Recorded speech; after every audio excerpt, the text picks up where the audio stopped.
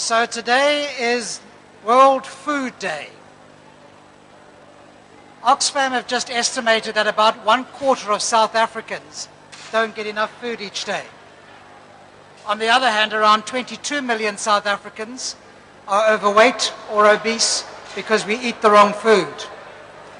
So today we've decided to celebrate National Food Day by feeding 1,000 students here and over at the Life Sciences building. We're also going to be doing a virtual world where students are going to figure out how to feed the population of some of South Africa's municipalities. So we'll be using a technology, a virtual world, to figure out how to do that.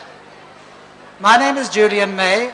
I'm the director of the new Centre of Excellence in Food Security here at the University of the Western Cape.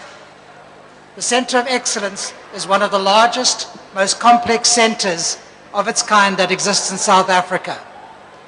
Over the next 10 years, we're going to be distributing 130 million rand to universities and students across South Africa.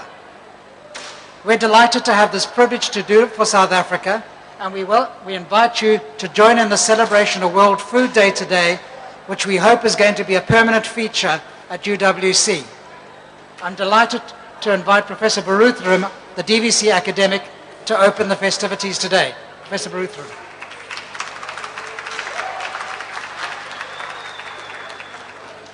Thanks, Julian. Thank you, ladies and gentlemen. Julian mentioned that this is the beginning of the festivities, but I believe it is a little more than that. Because if you have listened to our Vice Chancellor, Professor Brian O'Connell, and I must tender his apologies for his absence, Prof O'Connell is returning from Ghent, University of Ghent in Belgium, where he delivered the very first Nelson Mandela lecture at that university. But if you've listened to him and his speech on sense making, then what you'll understand that in 1994, when we walked into, for the first time, a democratic South Africa, we had the country's wealth located in just 15% of the population. So South Africa is really a world of two parts, one of the affluent and the larger majority, the poorest of the poor. So apart from a celebration today, we not only want to continue to raise awareness of the challenges we face in South Africa and on the continent as a whole, but more than that, for all of us, each one of us who's got the opportunity to come to a university, how is it that we can give back to society so that one day we not only be to do what Professor May say, produce healthy food and fight diseases such like obesity, but we must be able also to ensure that every South African citizen is able to put 3 plates of food on the table on a daily basis. And it is through you that our former President Nelson Mandela said this can happen, because as you know, he said education is the most powerful tool in developing a nation. So as I welcome you to join in the celebration, I'm hoping that you'll also be part of the greater UWC initiative led by our Centre of Excellence over the next 10 years to contribute to ensuring that South Africa, both far and wide, becomes a food secure country. Thank you very much. Hi, good afternoon, everybody. Can you all hear me nice and clearly? So are we all excited that it's World Food Day today? Yeah, I think it's reason to get excited about, don't you think so? There we go. Now, I want to thank the DVC for joining us today. Thank you very much. We're really pleased to have you with us. Professor Julian May, again, thank you for joining us. Yes, it's World Food Day today. And at UWC, we are very privileged to have the Centre of Excellence in Food Security. Now, why Centre of Excellence in Food Security? That's because food security is a major problem in the world.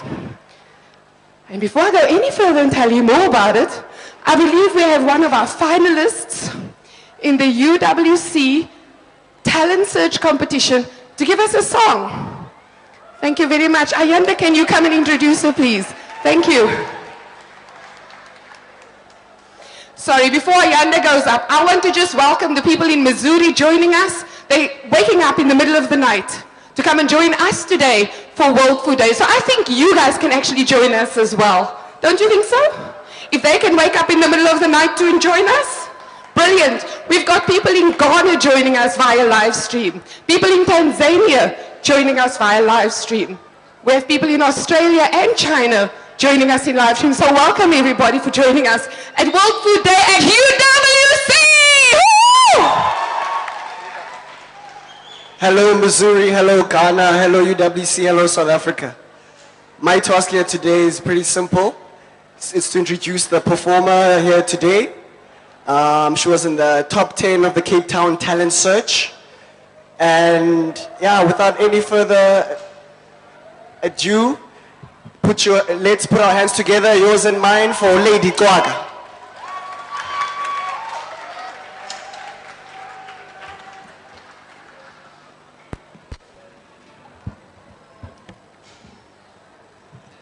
Hello, everyone.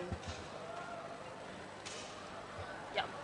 Okay, I'm going to be singing Sunday Morning by Maroon 5, and I hope you guys enjoy it.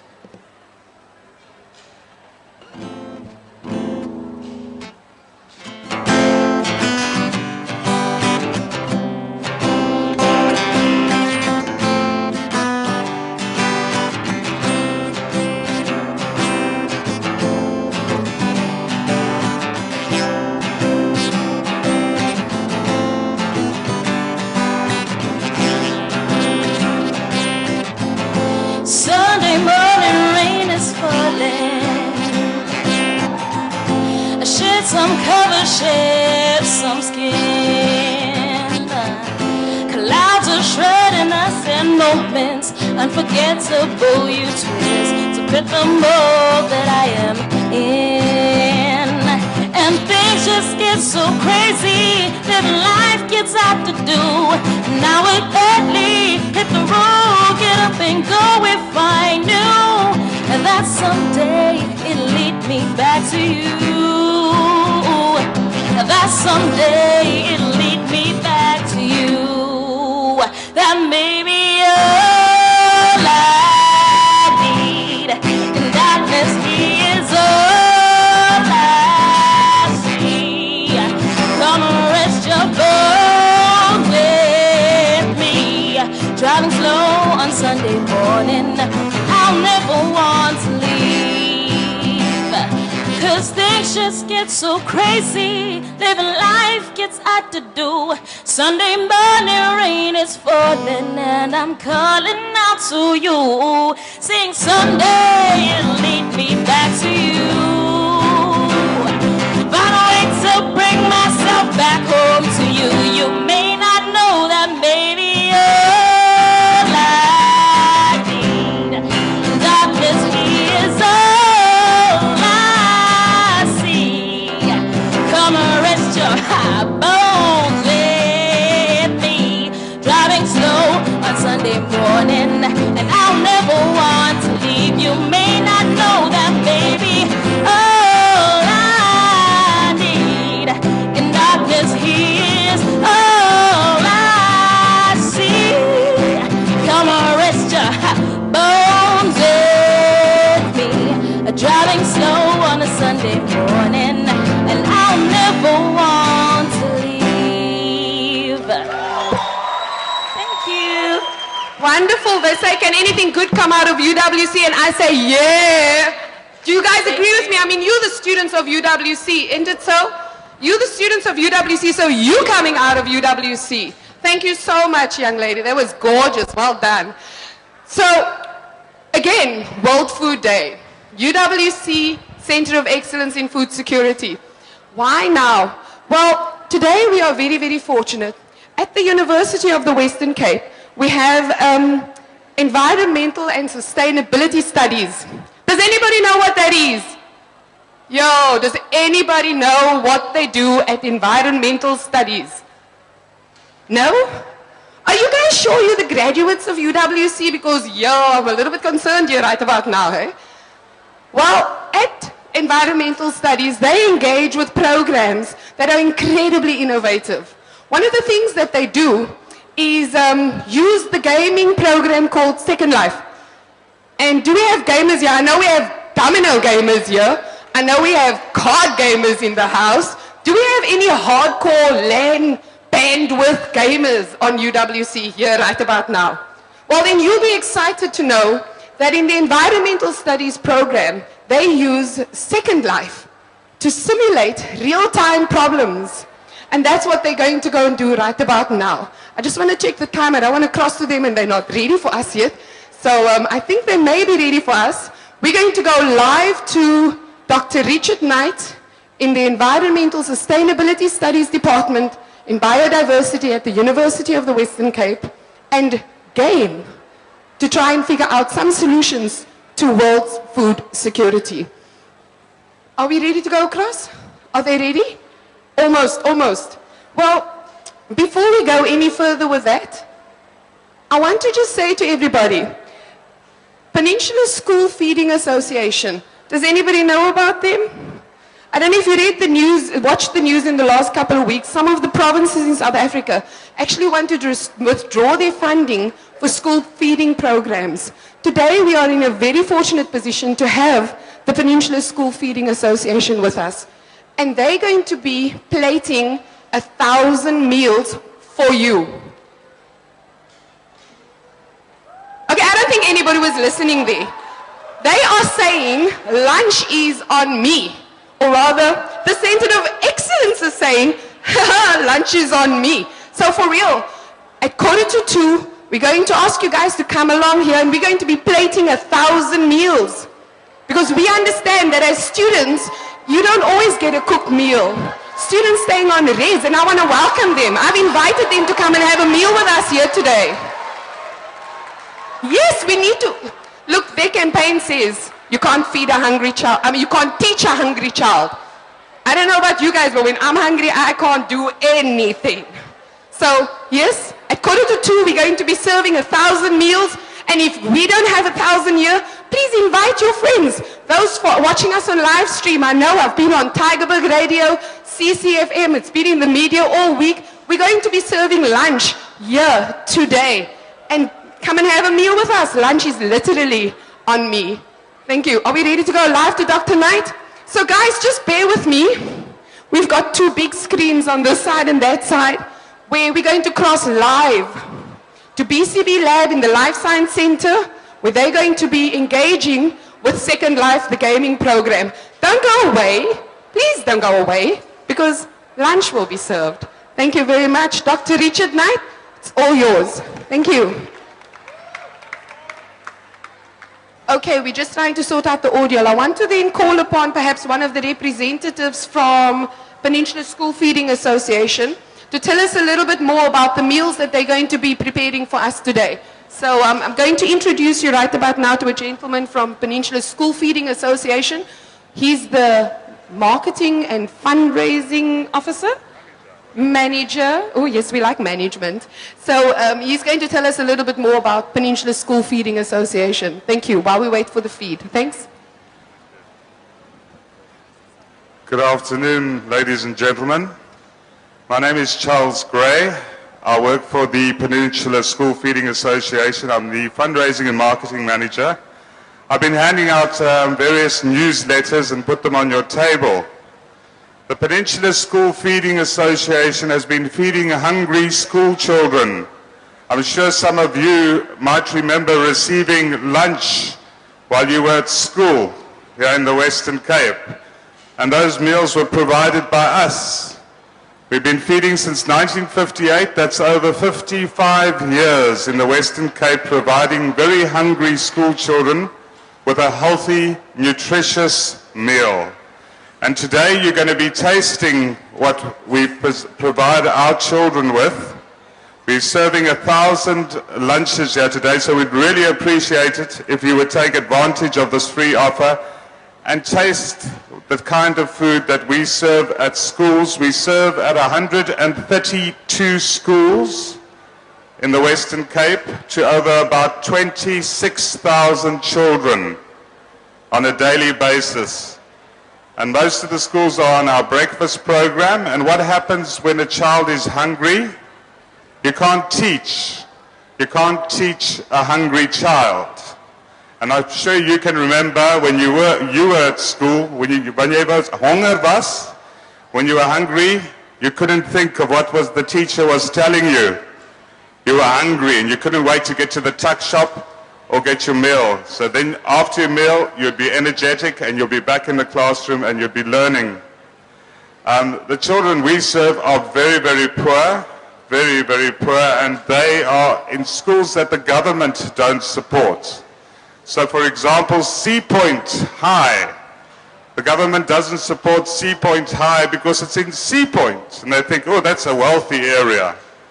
We feed over 600 children at Sea Point High because a lot of the domestic workers bring their children to work with them and leave them at school in a very wealthy suburb of Sea Point. So that's basically the Peninsula School Feeding Association in a nutshell. Trying to think of other things that we're doing. The reason why we're here today with the University of the Western Cape is to create awareness of what we do. We have the annual Blisters for Bread campaign. Has anybody walked Blisters for Bread? Okay, there are a few people that have walked in Blisters for Bread. This year, on the 25th of August, we had 12,781 people walking in Blisters for Bread. And it cost 50 Rand to enter. We're having one next year, so we hope to see more students from the University of the Western Cape participating in Blisters for Bread next year in August. It costs us 2 Rand to feed a child for a day. So you're going to be getting a meal that costs 2 Rand. A nice, healthy, cooked meal. And you might see some of our young guys have been walking around with lunches on me stickers. They cost 10 Rand a sticker, and 10 Rand you can feed a child for a whole week. I think sound is coming through. Jackie? Okay, thank you very much. People that have walked in Blisters for Bread. That gave you a little bit of a background information. What I've decided to do, since we're having technical challenges right now, I've decided we're actually going to serve the lunch. So I'm going to ask you guys to just come around to the other side and come and have a meal. As simple as that. Come through and have a meal. I see Professor Julian May is first in the line. I think if Professor Bharuthram was here, he would have also been in the line. So please don't be shy. Don't be shy. We've spent the money. We got the food here. Now come and eat. Lunch is on me. Come guys. Come through and have a meal. Join the line. Please join the line. It's open to everybody. Anybody who's in the student center. Ladies at the back, please come and have lunch. Kom asseblief, moenie skaam wees nie. Die kos is nou hier. Yesterday, wat gaan aan met die mense? Is nobody hungry? Is it only me that's hungry? Please come and eat. Anybody. The meal is here. There's 1,000 meals. Please come and eat. Please come and have a lunch meal right about now. I sound like I'm an auctioneer. Meals going once, meals going twice. Meals available for everybody. Come and have lunch, everybody. Lunch is available. Please come and have a meal. Please come and eat, everybody. Just go from that side. It's so much easier. Thank you very much. Lunch is being served. And we want to thank those that joined us via live stream today. We want to thank the Peninsula School Feeding Association for availing us the meals. Mark Walker, thank you for joining us. Our guests at BCB Lab, thank you for joining us.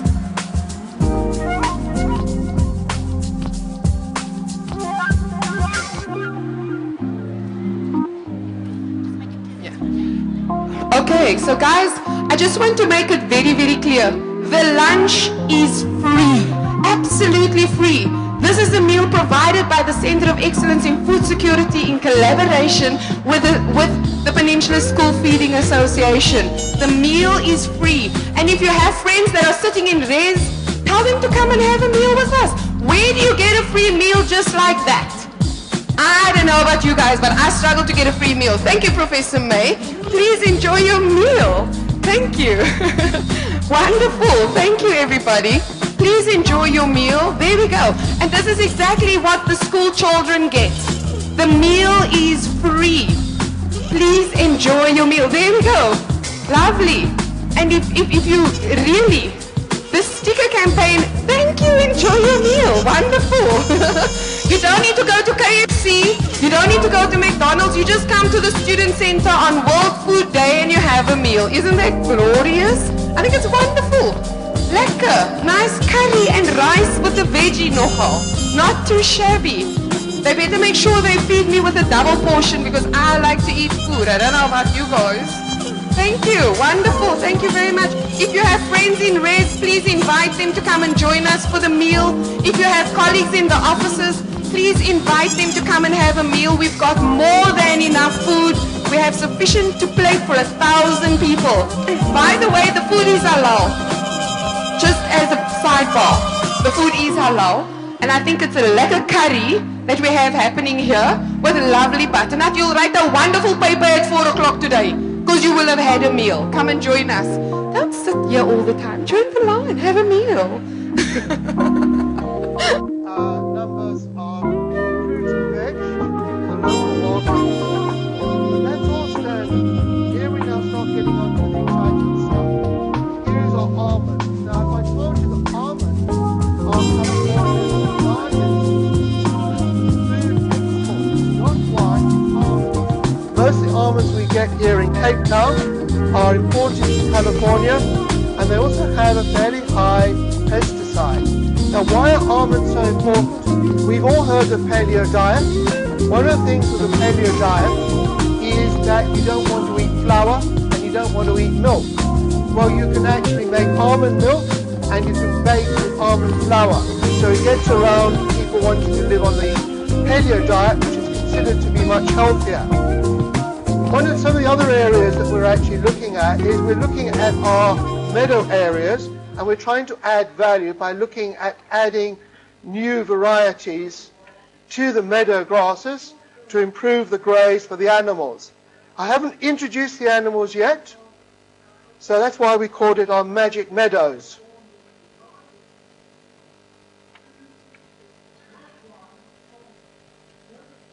So now one of the other ones that we're looking at here, and I've actually called it, possibly you can see it here, macadamias. Now, traditionally, macadamias are grown in very warm areas of South Africa, in Limpopo province, but in fact in California they're introducing it locally in Californian area for grow, and we're going to propose looking at it. And of course, macadamias, the oil is used a lot in the food industry, and it's considered to be in fact now more healthy, macadamia oil, than avocado or even olive oil.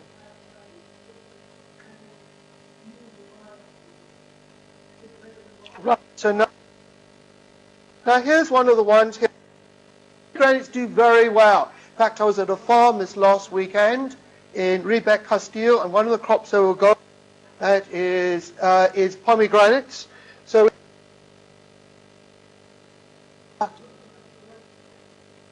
there I'm picking away at the pomegranate. Now again, one of the things with pomegranate is that the sugar is one of the ones that doesn't do much damage. We've already worked out that fructose is actually quite bad for the metabolism of the body. But the sugars in pomegranate seem to be not so bad and definitely good for any suffering any form of diabetes. Right, now one of the other interesting things is we all love coffee. Now, coffee is, after oil, the second most traded product in the world. Now, what we're actually looking here, and you can see these are actually actively growing in Second Life. I have to water them, and we planted them 5 or 6 days ago. And the idea of growing coffee in this area is that we actually create branded coffee the way we have branded vineyards in the wine industry. And it's certainly being, again, taking the Californian example. Going to run here, this is another of our fields which we're going to introduce animal. Here we've introduced nitrogen fixing because some of the soils are very low in nitrogen. Now, of course, when we're doing an assessment of the area, we have to protect our wetlands and loving them. But, of course, one of the problems with any wetland is look very far in the wetlands and, sorry, need to navigate. you'll find some aliens. So one of the things we have to do in our farm here is we've got a big alien clearing. Here are the aliens there, mostly pine.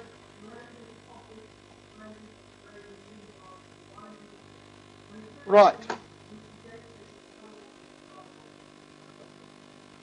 Now, one of the other things is we often talk in my trade about ecosystem services. And farming is one of the important ones, because if we have a break in ecosystem services, the farming itself will break down. And ecosystem services are like the biogeochemical cycle of nitrogen. They are things like supplying water, having enough groundwater, but they also can include the biology. And one of the things here is that we've got to make sure that on our farms we're conserving things like bees, because the bees are pollinators of our orchards. So we'll plant specifically to keep bees grow there in the whole area for the whole time.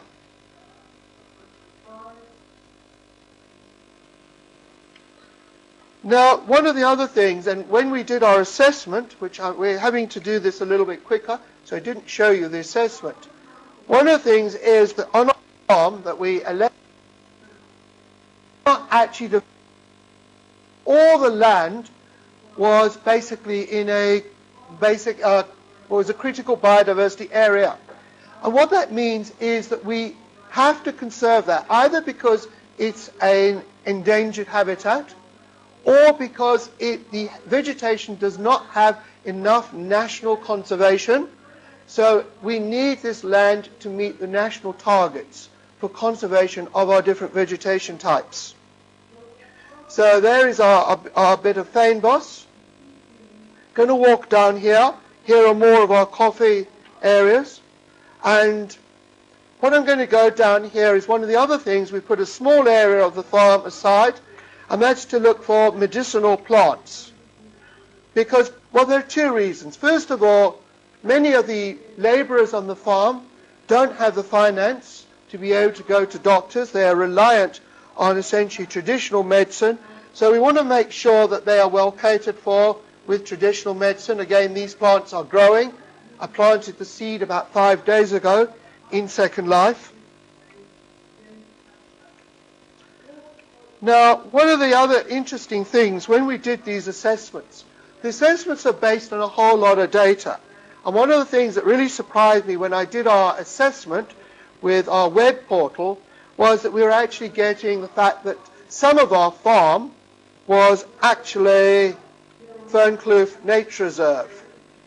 And interestingly enough, the reason for this is that obviously at some stage the farm boundaries did include the Fernkloof Nature Reserve. The farm boundaries have not actually been corrected in the system. So you get actually, when you do an assessment of an earth, you might find that it actually does include areas that are actually protected. I see my Fernkloof sign has got lost. Ah, no, there it is. There's our Fernkloof sign with the water coming there. Right, I'm going to finish up here. One of the importance here is that we've been looking at food. What I'm going to ask is for the technicians to move on to my face. We've finished with Second Life.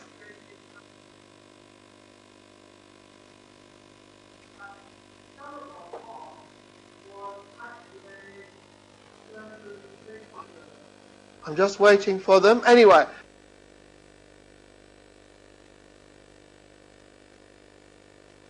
What we're going to do is, this is a presentation in Second Life. One of the important things is that we're actually using role play. And role play, we explored different ways of looking at it. So some of my students were farmers, and they did a project dealing with a farm development. Others were government officers, and they dealt with doing a compliance issue or an extension or some sort of agricultural experiment. And then the other one was researchers, which are looking for new crops, looking for crops that have a low, what we call, impact on the ecology of the area. Now, as I say, the important thing is that we have to actually still have land for food production to feed people. And the last part of the presentation today is a Peninsula school feeding, and you're actually invited to have lunch with that. I'm going to ask everyone here to buy the 10 Rand stickers from the Peninsula school feeding, because that money will help feed children. And we know that if children are hungry, they're not going to develop, they're going to have less opportunities for development. It's the biggest thing that we can do, I believe, is to actually look after our children, because the children are taking over the message that we must live a sustainable world. And I want to just thank you for this presentation, and hope you enjoy your food and your visit at UWC. The meal, if you haven't come down, we've still got 300 meals here. So by all means, don't feel like you can't come and have a meal. It's available, it's here. I think all the staff wants a meal. Grab a meal by all means. There's no ways I want this food to go to waste. That defeats the objective of the exercise. Come for a second plate if that's what you need. Really, you're welcome. And then the plates that you've used, leave the plates on the table, because we need it for the next school that we're going to be feeding. Leave the plates on the table. Don't take them home with you. Papa wag vir jou as jy dit huis toe vat, hoor. So please leave the plates on the table, and we'll get the plates from everybody. And then invite those students that are sitting, haven't eaten yet. Please come and have a meal with us. And for those of you that are vegetarian, it's vegetarian, trust me. You can come and have a meal. Don't be shy, don't sit there, and jy wil ek eat. Come guys, come and eat. Please come and eat. There's more than enough food. And for those of you that supported the sticker Lunch is on Me campaign, I want to thank you very much. You have bought a sticker for 10 Rand, and that means you have fed a kid for a week. Thank you very much. Is that it? Are we covered? Have I done all the announcements? And then I want to thank everybody that helped me make this event possible. Tanzania and Ghana and China and Australia. I want to thank everybody who participated in today's event. I want to thank you for giving all your support. The ICS, AVS, video, TV, radio, newspaper, media, institutional advancement, the DVC, Professor Julian May, the security guys that came at the last minute to jump in and help me, Peninsula School Feeding Association. I want to thank you guys for being here today and making this event a success. I know that we have made our mark on the University of the Western Cape, that there is such a day like World Food Day. More than anything else, I want to thank all the students who came and enjoyed a meal with us today. Much love. Thank you, everybody. Bye-bye.